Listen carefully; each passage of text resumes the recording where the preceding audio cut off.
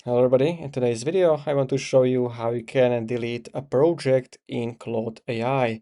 So after some time of using Claude, you might have many different projects, old ones which you don't need anymore.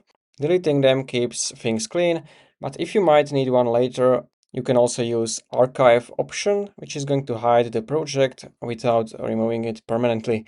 So here I am in my projects, so as you can see, and to remove a project, you want to click on those three dots, then delete, and it will ask you if you are sure because this will be permanent. So if you click on delete, this will delete your project. And in case you don't want to remove this permanently, you just want to organize your projects. So you want to maybe archive some older ones, you can click on archive, and this will basically store the project in this archived menu. And here you can basically unarchive the projects you want to continue working on. So I can click on unarchive, and now you can refresh your projects, and you can see it right here.